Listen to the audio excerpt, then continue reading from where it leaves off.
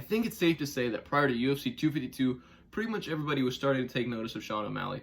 Whether you're a fighter, especially fighters in the bantamweight division, MMA fans, and even start just some casual people that don't really watch fighting on a regular basis, we're all starting to take notice of Sean O'Malley.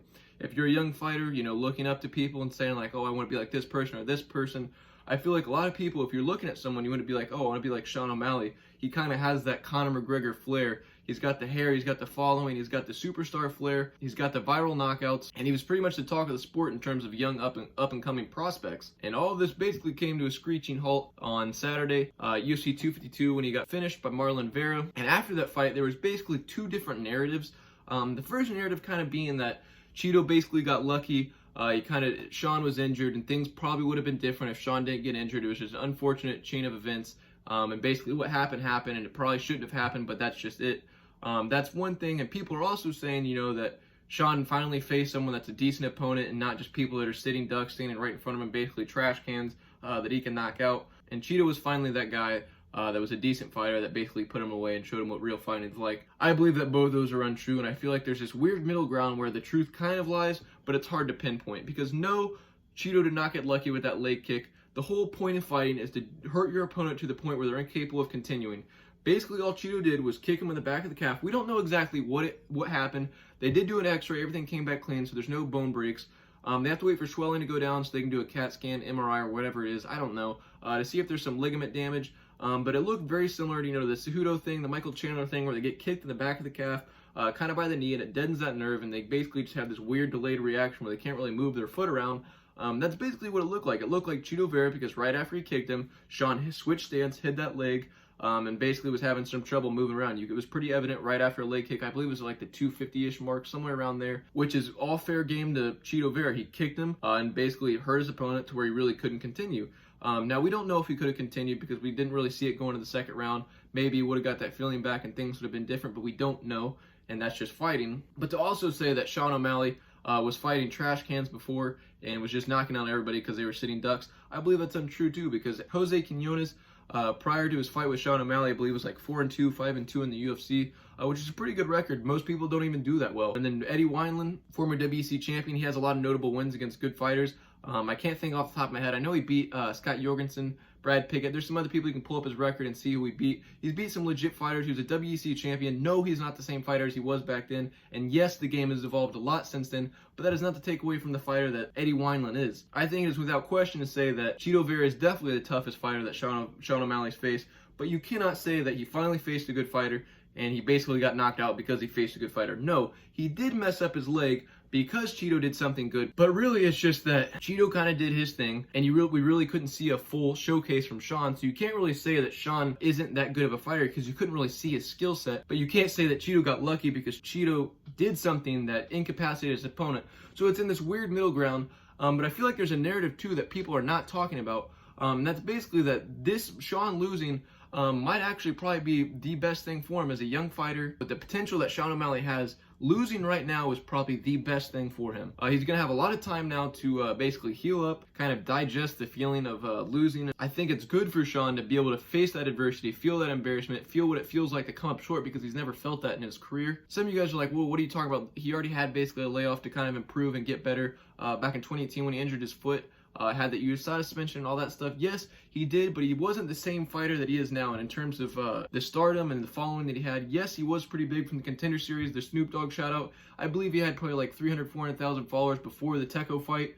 But after the Teco fight, and especially after the Wineland KO, he completely skyrocketed, was on basically a rocket ship to stardom. And really in a short amount of time, he went from being kind of just like a fighter that most people in MMA knew about to a mainstream guy across mainstream sports, mainstream media that people were talking about. And that's a lot to digest and a lot to take in, especially at a young age and in such a short amount of time. And we've all seen the story that's been written time and time again in sports, and especially combat sports, of fighters, young athletes that basically at a young age, they get strapped on this rocket ship to stardom, and basically they have all these people around them saying, yes, you know, you're the man. You know, all these people want to talk to them. All these people want to be their friends. They're starting to make really good money. They have a big following. Their dreams are coming true, and they're being the person that they dream of being. And it happens so fast, and it's a lot to take in.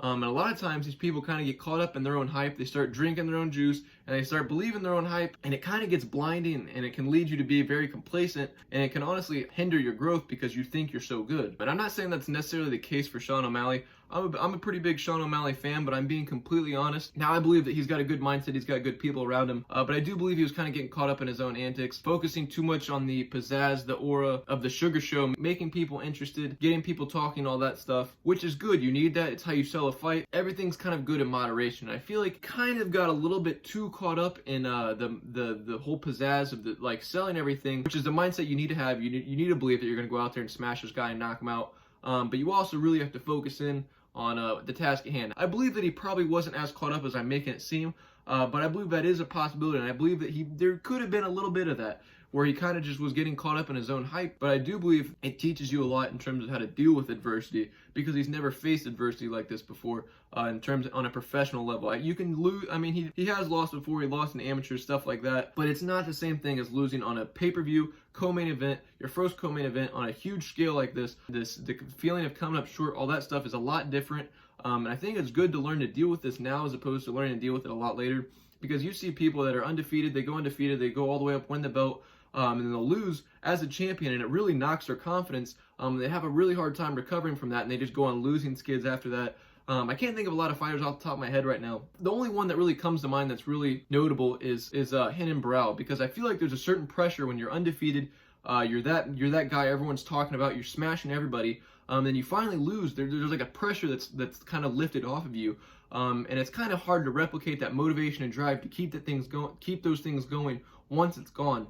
So I feel like it's kind of good for it to happen now to Sean, where the pressure's not as intense, and it's not as big as if he were a top-ranked guy in the top 5, or even fighting for the belt, or already won the belt and then lose, as opposed to losing now. It teaches you early basically how to deal with this, and it also, like I said, gives him time to reflect, to realize, well, maybe I was kind of getting a little too caught up in my antics, and I was thinking a little bit too much about this kind of stuff when I should have been thinking more about this stuff, or more about my opponent, or whatever. I don't know, but to say that Sean O'Malley is all hype, he's a loser, he lost, all this stuff.